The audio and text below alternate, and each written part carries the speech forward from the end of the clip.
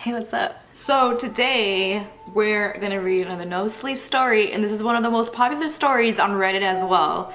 It is called Something Walks Whistling Past My House Every Night at 3:03. This was posted 12 months ago, and just like I clarified in my previous video, I am not gonna take any credit of the story. I'm going to post this Redditor's information in the description below, so just in case you want to check them out for more stories that they come out with.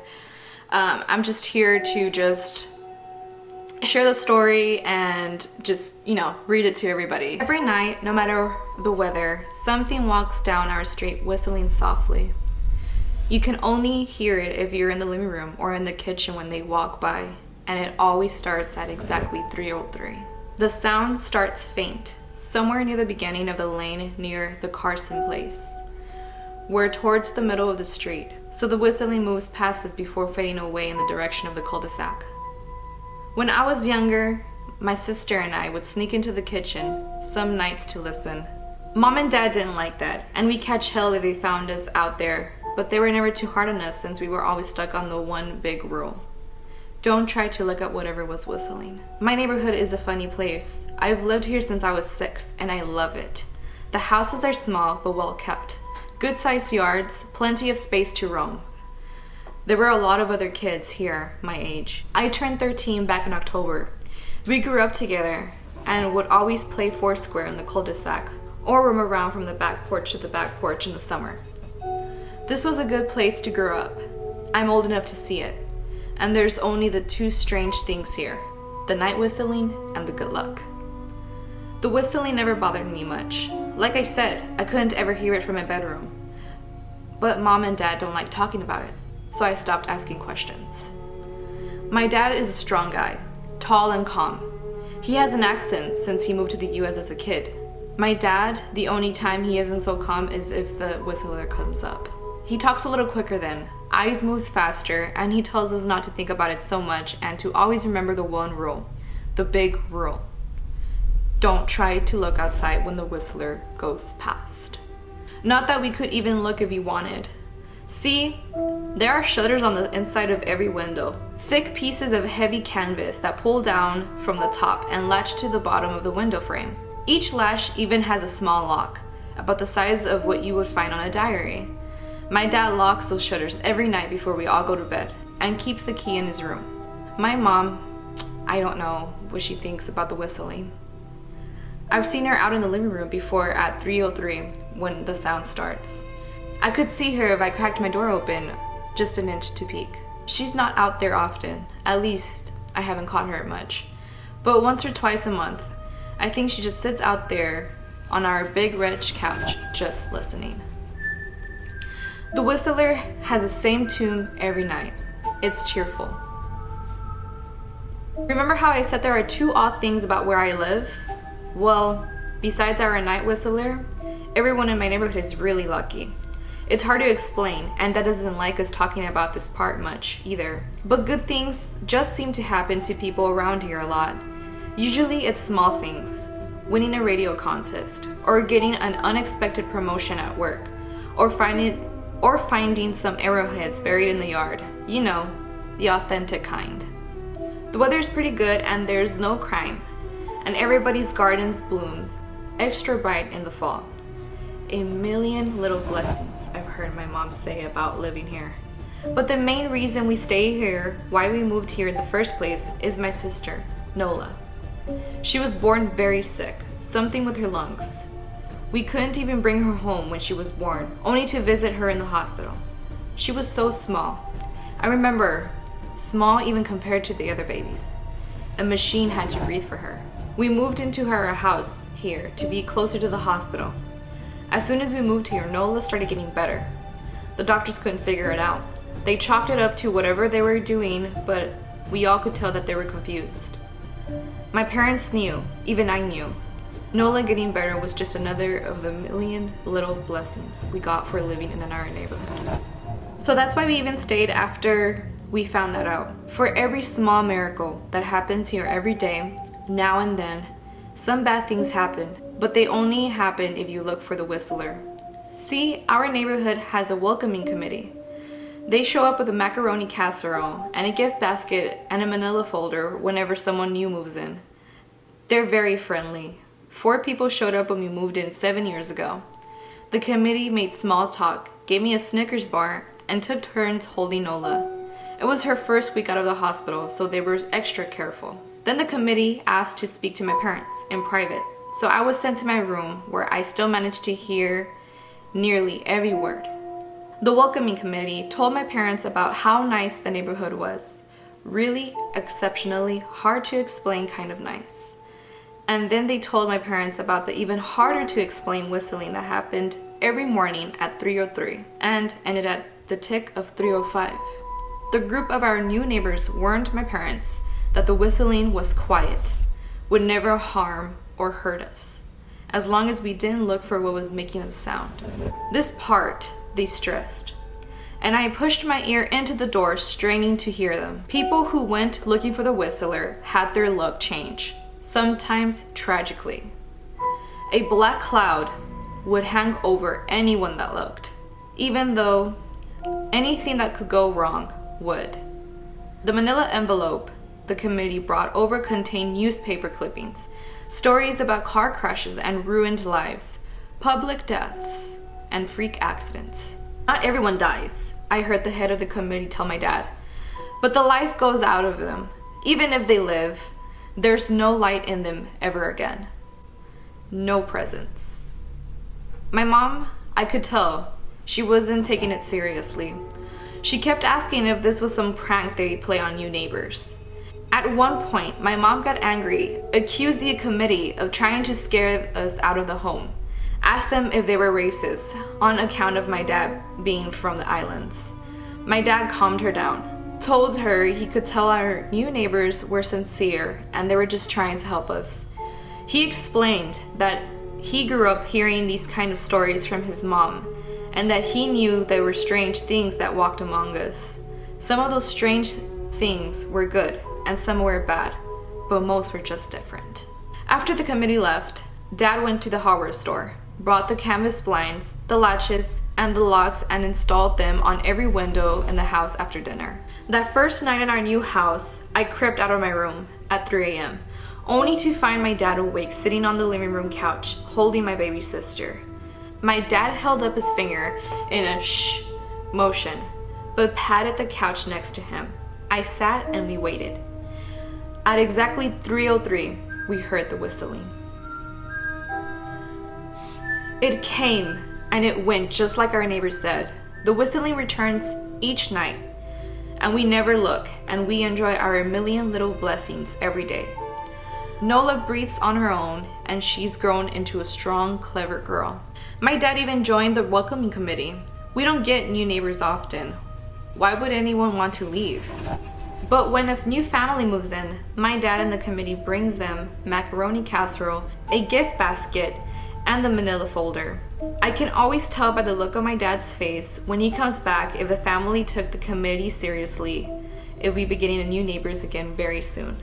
Not long ago, a family moved in directly next to us. The previous owner, Miss Maddie, passed away at the age 105. She lived a good, long life. Our new neighbors seemed to fit in just fine. They believed the welcoming committee took my dad's advice about the locking shutters since they had a young child of their own. Whatever newspaper clippings were in that manila envelope, whatever evidence, my dad never let us see. But I imagine it must have been awfully convincing since our neighbors got along with no issues for the first month. One night, when our new neighbors had to leave town, they sent their son, Holden, to stay with us.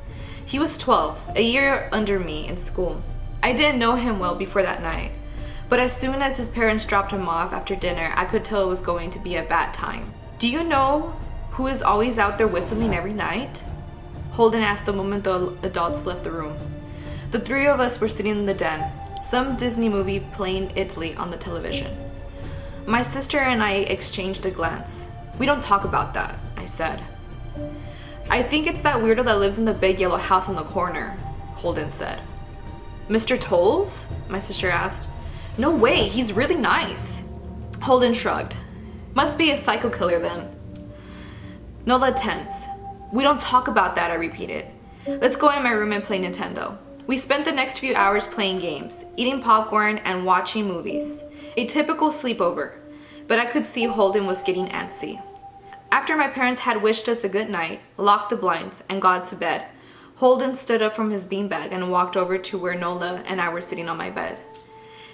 "Have you ever tried looking?" he asked. "It's nearly time." Like most sleepovers, we conventionally ignored any suggestion of a bedtime. I was shocked to see if he was right. It was almost 3 a.m. I sighed. I can't even try to look because my dad locks the blinds every night and hides the key," he continued, ignoring me. "So does our dad," said Nola. "No," replied Holden. "No, he doesn't." "You saw him do it," I said, a little sharper than I meant to sound. Holden grinned. "Your dad locks the blinds, yeah, but he doesn't hide the key. He keeps it right on his normal keychain." "So?" I asked, worried I already knew what he would say next. Because I had noticed that my dad didn't bother hiding the key anymore after all these years, because he knew we took it seriously. "So, after your dad locked up, but before your parents went to bed, I went to the bathroom, and on my way I may have peeked into the room, and I have may seen your dad's keychain on his nightstand. And maybe I went and borrowed the keys to the blinds." Nola and I stared, and his grin only grew wider. "You're lying," I said. Holden shrugged. "You can check if you want. Just open your parents' door and look. You'll see his keychain right there on the nightstand." "Stay there," I told both of them. "Don't move a muscle." I hurried over to my parents' room, but hesitated at the door. If Holden wasn't lying, my dad would be angry. Beyond angry. I was scared thinking about it, but more scared of an open window with the whistler right outside. I opened the door barely an inch, and I looked in, but it was too dark to see. Taking a deep breath, I walked into the room. 2 steps into the dark, I froze. The whistling started, and I could hear it clearly from my parents' room. I never realized, but they must have heard the sound every night since we moved into the house. They never told us. I don't think I could ever sleep through it. I stood there, listening to the whistling come closer, unsure whether I should turn on the light or call out for my dad. Soft sounds from the living room brought me back to reality. "Nola!" I yelled, running out of my parents' room. Holden and Nola were standing near the front door next to the window. Holden wasn't lying. I couldn't see him fumbling with the lock on one of the blinds. I heard it click. He did have the key. Holden let out a quick laugh. Nola stood next to him, hunched up, afraid but maybe curious. The whistling was right outside our house now. "I think I made a sound," called out. "I can't remember." Time felt frozen. Clock hands knelt to the face, but I found myself moving. I'm not fast. I've never been athletic. Somehow, though, I covered the space between myself and Nola in a moment. My eyes were locked on her, but I heard Holden pull the blind all the way down so it could release. I heard the snap of it start to raise, and I heard the whistling just on the other side of the window. But I had my arms around Nola, and I turned us so she was facing away from the window. At that same time, I jammed my eyes shut. The blind whipped open. The whistling stopped. I felt Nola shaking in my arms.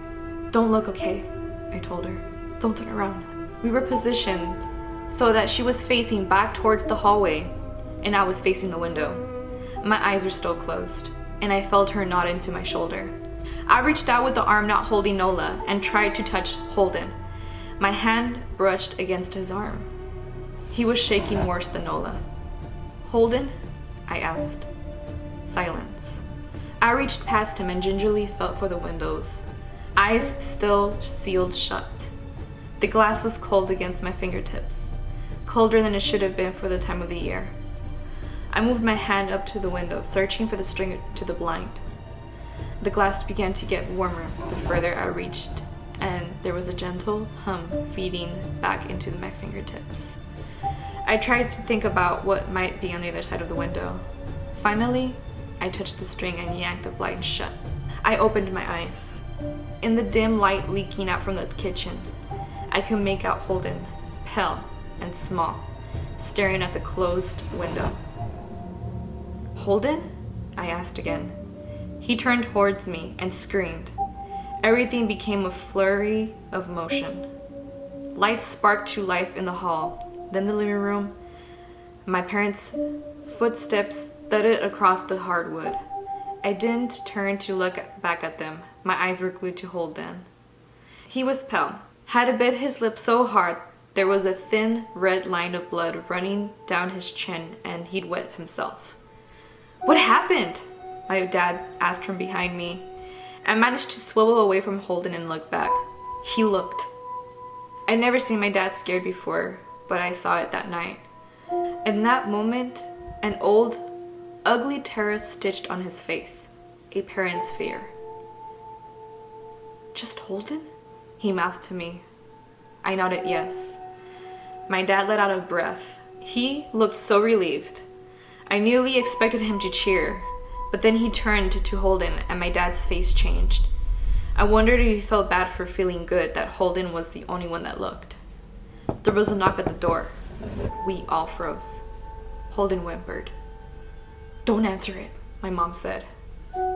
She stood at the threshold of the hall. I'd always thought she was a skeptic and just humored my dad about the windows and the whistler. But that night, we were all believers. I noticed that both of my parents held baseball bats. They must have taken from their bedroom. The knock came again, a little louder this time. "Please don't open the door," Holden whispered. My dad walked over to him, hugged him close. "We won't," my dad promised, still holding his bat. "Nothing is coming in here tonight." This time, the knocking was loud enough to rattle the door. Holden screamed again, and Nola clutched her arms around my neck. My mom came over and knelt down next to us, wrapping my sister and me close. "Call the police," my mom whispered to my dad. The knocking instantly stopped. My dad looked over his shoulder at us. Do you think? He was cut off by a frantic knocking that trailed off to a polite tap, tap, tap. "Police!" something said from the other side of the door. The voice from outside exactly sounded like my mom, like a parrot repeating the words back to her. "Please, call the police, please." My mom pulled us closer. "Please, please, please. Please stop," I heard her whisper. "I don't think calling them will help," my dad said. "How will we know that they're the ones at the door?" The knocking came back harder than before. The door shook, then it stopped. After a long moment, I heard the knocking again, but it was coming from my back door. We all turned towards the back door, but the knocking immediately returned to the front door. Front to back, back to front. Loud, then quiet, then loud again. Suddenly, the sound was coming from both doors at once. Big, heavy blows like a sledgehammer. Then something started rapping against all the windows in the house, then the walls. It was like we were living inside a drum, with a dozen people trying to play at once. Or we were all a turtle, and something was attempting to claw us out of our shell. "Stop!" Holden yelled. The knocking died. "I won't tell," Holden said, staring at the door. "I promise I won't tell anyone what I saw. Just please go away." We waited for nearly a minute. Then we heard it. A soft tap, tap, tap coming from the window. Holden had looked through earlier. Then we heard it. A soft coming from the window. Holden started to cry, sobbing like a prisoner, watching gallows being built outside of the cell. My dad held him, brushed his hair but never lied to him, told him things would be okay. The tapping at the window went on for the rest of the night. We huddled together in the living room for I don't know how long. Eventually, my mom tried to take us kids into the room while my dad stayed to watch the door. The second we moved into my bedroom, the knocking came back, so loud it was possible to ignore.